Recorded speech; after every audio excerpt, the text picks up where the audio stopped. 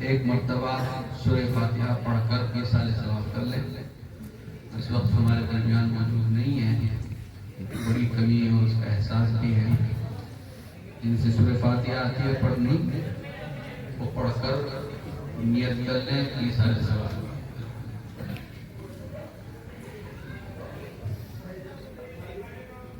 وکفا وسلام علی عباده الذین اصطفى، اما بعد۔ عزیز ساتھیوں، دینی ایمانی بھائیوں، وقت تقریباً 11:30 بج چکے ہیں اور ہم ایک مدرس آدمی ہیں اور مدرس ملازم ہوتا ہے۔ صبح کو ہمارے یہاں مدرسے میں امتحان بھی ہے، تو اس لیے مدرسہ صبح جلدی جانا ہے۔ لیکن بہرحال یہ میرا فرض بھی ہے اور ذمہ داری بھی کہ مجھے اپنے اس ادارے میں حاضری 10 منٹ میں اپنی بات کہہ کر رخصت ہو جاؤں گا۔ اللہ تبارک و تعالیٰ نے ویسے تو قرآن پاک میں بہت سے واقعات بیان کیے ہیں اور ہر ایک واقعے کی کچھ نہ کچھ حکمت اور مصلحت ہے، عبرت اور موعظت اس کے ذریعے سے حاصل ہوتی ہے۔ خود اللہ تبارک و تعالیٰ نے قرآن پاک میں ارشاد فرمایا، لَقَدْ كَانَ فِي قَصَصِهِمْ عِبْرَةٌ لِأُولِي الْأَلْبَابِ، کہ جو لوگ عقل رکھتے ہیں، شعور رکھتے ہیں، ان کے لیے قرآن پاک میں بیان کیے ہوئے واقعات کے اندر نصیحتیں ہیں۔ ان میں سے میں 3 واقعوں کی طرف اشارہ کروں گا۔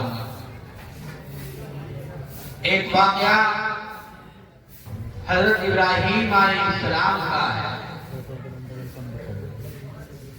ویسے تو ایک لمبی داستان ہے، لیکن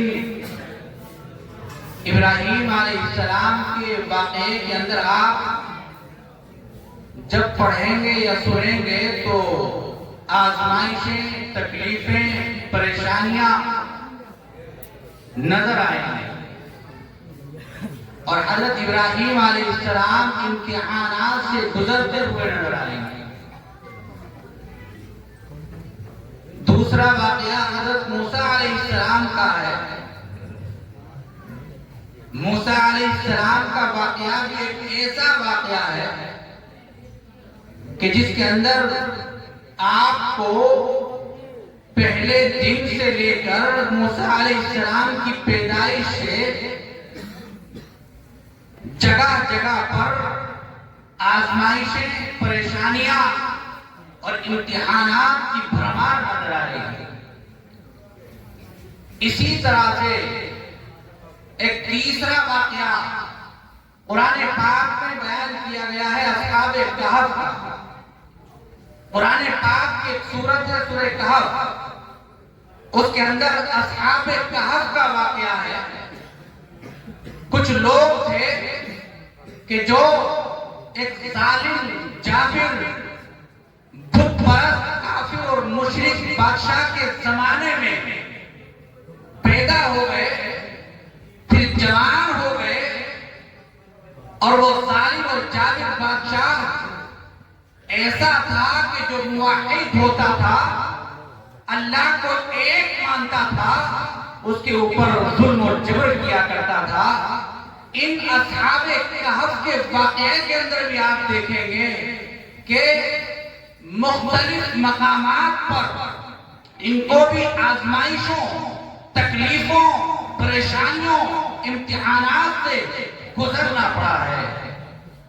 لیکن اگر آپ دیکھیں گے ان تینوں واقعات میں حضرت ابراہیم علیہ السلام ہو یا حضرت موسیٰ علیہ السلام ہو یا اصحاب کہف ہوں، ہر ایک وقت ایسا آیا کہ کامیابی نے ان کے قدم چومے ہیں۔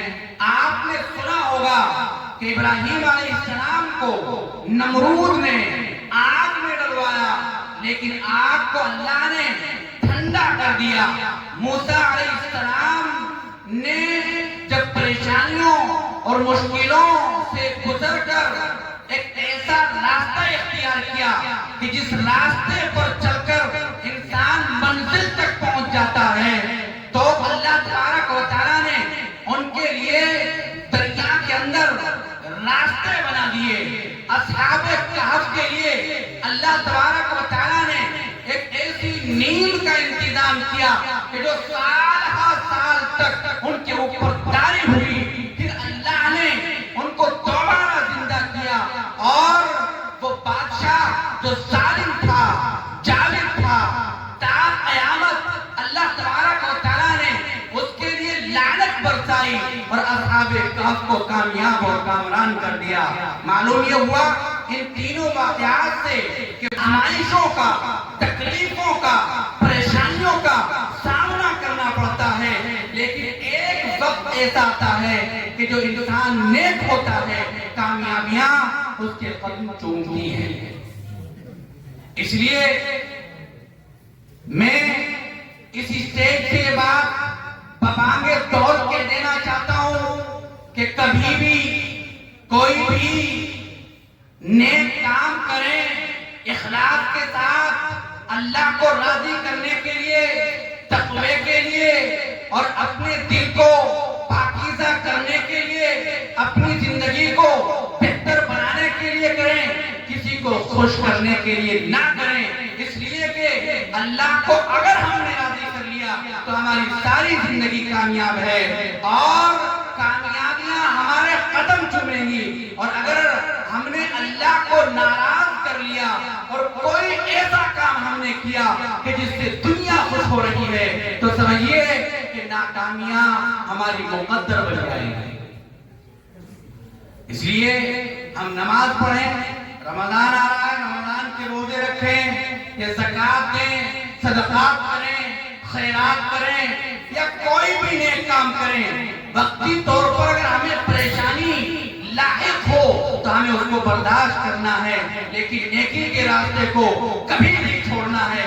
یاد رکھنا چاہیے جتنے اولیاء اللہ، جتنے انبیاء کرام، جتنے بڑے بڑے مجاہدات اور ریاضات کرنے والے لوگ دنیا کے اندر پیدا ہوئے ہیں، اور انہوں نے دنیا کو اپنے رخ پر چلایا ہے، وہ ایسے ہیں کہ کبھی انہوں نے مشکلات سے سمجھوتا نہیں کیا ہے، بلکہ پریشانیوں کو پیچھے ہٹایا اور وہ نیکی کے راستے پر پڑے رہے۔ آج ہمارا حال یہ ہے کہ اگر چھوٹی سی کوئی پریشانی آ جاتی ہے، چھوٹی سی کوئی تکلیف آ جاتی ہے، تو ہم ناشکری کرنے لگ جاتے ہیں، بے صبرے ہو جاتے ہیں، اور یہی نہیں بلکہ ہم نیک راستے کو چھوڑ کر غلط راستے کی طرف بڑھ جاتے ہیں۔ اس لیے میرے دوستو، نیکی کے راستے پر اگر ہم چلیں گے تو ہمیں پریشانیاں آئیں گی، لیکن کامیابیاں ہمارا مقدر بن جائیں گی۔ اس لیے نیکی کے راستے کو چنیں اور نیکی کے راستے پر آگے بڑھتے رہیں، تو انشاءاللہ پھر وہی ہوگا